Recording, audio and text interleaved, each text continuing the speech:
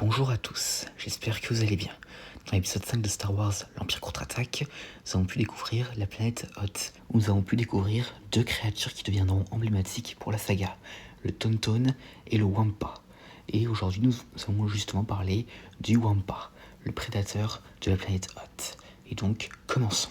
Donc, le Wampa est une espèce de mammifère primitif carnivore semi-intelligente à la fourrure blanche qui vit sur Hoth comme dit plus tôt. Mesurant 2,5 à 3 mètres de haut, environ 150 kg, le Wampa est l'un des principaux prédateurs de Hoth. Cependant, il avait lui-même un prédateur, la limace dragon cracheuse de feu. Ces mammifères arborent de petites cornes et vivent dans les grottes et font preuve d'une intelligence remarquable et très attachés à leur clan. Ils avaient aussi une espèce cousine, les Mogus, qui leur ressemblaient beaucoup mais vivant sur la planète plus chaude de Kobo. Avec leurs longs et puissants bras, ils sont capables de creuser des tanières. Les cornes, quant à elles, indiquent leur âge. Ces cornes commencent à apparaître à la puberté et continuent de grandir avec l'âge. Les cornes sont d'ailleurs assez similaires à celles des Tauntaun, bien que les deux espèces ne soient pas apparentées. Et d'ailleurs, en parlant des Tauntaun, ces derniers sont les proies principales des Wampa. Cependant, les 15 sous-espèces de Tauntaun étaient toutes agiles et rapides. Mais un seul coup puissant de l'avant-bras d'un Wampa suffisait à neutraliser la plus grande proie, tandis que sa morsure était mortelle. Et bien qu'ils se nourrissent principalement de Tauntaun, ils attaquaient aussi toute personne ou animal susceptible de constituer une source de nourriture, surtout s'ils avaient particulièrement faim. En revanche, un seul Tauntaun suffisait à le nourrir pendant une période considérable. Les groupes familiaux de Wampa, en particulier, exigeaient une quantité de viande supplémentaire, car une femelle pouvait donner naissance à 3 petits à la fois. Cependant, la compétition entre les Wampa pour les proies, relativement peu nombreuses sur Hoth, limitait leur population, contribuant ainsi à leur rareté. Les Wampa sont d'ailleurs aussi particulièrement sensibles aux sons aigus, des sons similaires à ceux émis par les femelles lorsqu'elles recherchent un partenaire. Et d'ailleurs, grâce à leur fourrure, ils sont capables de se camoufler dans la neige, ce qui leur permet d'échapper à la détection. Les Wampa s'accouplent durant les mois les plus chauds du cycle annuel de Hoth. À cette époque, ils se rassemblent dans des régions où le gibier abonde à la recherche de partenaires. Tandis que les femelles restaient ensemble à attendre, les mâles partent chasser. Et après avoir tué une proie, le mâle s'enduisait généralement la poitrine du sang de sa victime et revenait avec l'animal mort pour le montrer à la femelle, démontrant sa capacité à prendre soin d'une femelle. Parfois, les mâles s'affrontaient pour gagner la compagnie d'une femelle en particulier, et les vainqueurs choisissant leur partenaire préféré. Ils étaient alors considérés comme les mâles alpha de cette région jusqu'à la saison des amours suivantes.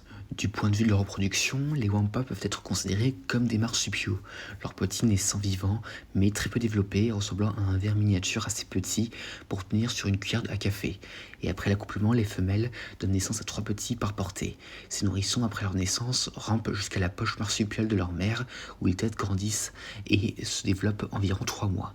Ils quittent ensuite la poche avec une dentition jaune complète et des griffes acérées. Les mères allaitent leurs petits jusqu'à ce qu'ils soient capables de se nourrir exclusivement de viande. Les mères sont également très protectrices envers leurs petits et pendant la période d'allaitement, même les mâles ne prennent pas le risque de s'interposer. Et d'ailleurs, ces créatures entretenaient un fort lien de famille et leur arrivait même de pleurer leur mort. Si un Wampa était tué, les créatures entraient dans une rage destructrice dirigée vers le meurtrier. Mais si la mort était naturelle, les Wampa se déchaînaient leur rage sur leur environnement. Et d'ailleurs, pendant ces crises, les Wampa pouvaient involontairement provoquer des avalanches et des éboulements souterrains, causant ainsi davantage de morts. Et lorsque leur colère s'apaise, ils enterrent leurs morts sous la neige et veillaient sur la dépouille pendant plusieurs jours pour s'assurer qu'ils ne soient pas dévorés. Et si un Wampa était blessé, le reste de sa meute s'unissait pour repousser la menace. Parce que oui, même si les Wampa sont principalement solitaires, ils peuvent leur arriver d'occasionnellement chasser en meute. Selon certains dires, leur rugissement pouvait rivaliser avec le vent, et ce rugissement était l'un des plus grands atouts naturels, car il se fondait presque imperceptiblement dans le bruit des vents. Et seuls les Wampa pouvaient distinguer les deux sons, et ainsi les hurlements offraient aux Wampa un moyen de communication extrêmement efficace, souvent fatal pour les proies désorientées. Et donc à part ça, le Wampa le plus connu de Star Wars est bien sûr celui apparu dans l'épisode 5 qui enlève Luke avant de se faire couper un bras. Cependant, ce n'était pas le seul des environs, car l'établissement de la base Echo des rebelles était jadis le repère d'un clan de Wampa. Et parfois il arrivait que certains s'introduisent furtivement dans la base en pleine nuit, forçant la fermeture de divers passages. Et durant la bataille de Hoth, plusieurs snowtroopers furent tués par un Wampa, et pour revenir à celui à qui Luke avait coupé le bras, eh bien après plusieurs jours, il avait finalement réussi à se remettre suffisamment pour pouvoir chasser à nouveau, même si c'était difficile de se déplacer avec un seul bras. Et ce Wampa s'installa ensuite dans la base abandonnée des rebelles. Et à part ça, voilà, c'était tout ce que j'avais à dire concernant le Wampa. Pour la petite anecdote, Pendant l'hiver 1977, Mark Hamill, l'acteur de Luke Skywalker, fut victime d'un accident de voiture qui nécessitait une chirurgie reconstructive du visage.